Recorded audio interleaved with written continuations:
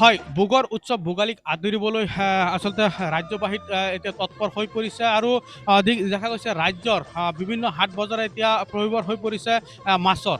বৰ্তমান মই উপস্থিত আছোঁ জুৰিয়া বজাৰত আৰু জুৰিয়া বজাৰত দেখা গৈছে 4টা বজাৰ পৰা যিহেতু পাইকাৰী মূল্যত ইয়াত মাছসমূহ বিক্ৰী কৰা হৈছে। বিভিন্ন মাছ যেনেকৈ ভকুৱা, চিতল আদি ইত্যাদি মাছ আচলতে দেখা গৈছে ইয়াত বজাৰসমূহ ভৰি গৈছে। মোৰ সহযোগী আপোনালোকক সামগ্ৰী পৰিৱেশ দেখাব। এইদৰে মাছসমূহ দেখা গৈছে যিহেতু বজাৰত আজি যিহেতু উৰুকাৰ দিনা আৰু উৰুকাৰ দিনত এইদৰে মাছসমূহ দেখা গৈছে।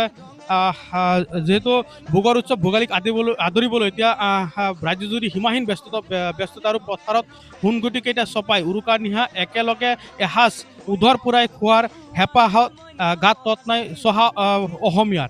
ভোগালীৰ উৰুকাৰ নিশা মানেই ৰৌ ভকুৱা চিতল মাছেৰে জুতি লগাই খোৱা।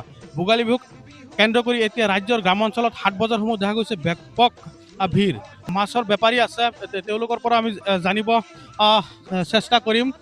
যিহেতু ডাঙৰ ডাঙৰ মাছসমূহ আহিছে আৰু বজাৰত আৰু এই মাছসমূহ লৈ বেপাৰীসমূহ আচলতে ব্যস্ত হৈ পৰিছে। বিভিন্ন মাছ যেনেকৈ বৰালি মাছ আছে, ৰৌ আছে, ভকুৱা আছে, চিতল মাছ আছে, বিভিন্ন প্ৰকাৰৰ মাছ ইয়াত দেখা গৈছে আৰু মাছসমূহ তেওঁলোকে বিক্ৰী কৰি আছে আৰু যিসমূহ সম্পূৰ্ণ বজাৰ আজি ৰাতিপুৱা 4টা বজাৰ পৰা দেখা গৈছে এই বজাৰত পাইকাৰী মূল্যত মাছসমূহ বিক্ৰী কৰি আছে। পাইকাৰী মূল্য মাছসমূহ বিক্ৰী কৰি আছে। কি ক'ব? মাৰ্কেটত 800 টকা কৈছে, আমি বিকাই আছো।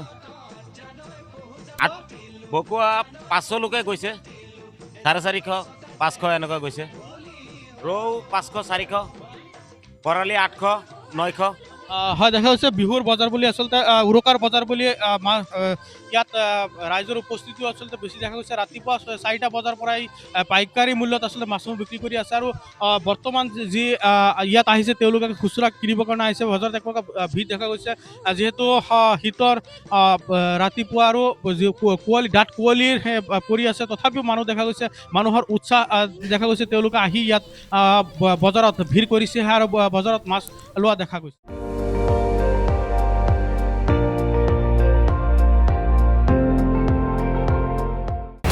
আপুনি চাই আছে ND24, সৰ্বশ্ৰেষ্ঠ নহয় সৰ্বোত্তমৰ দৌৰত।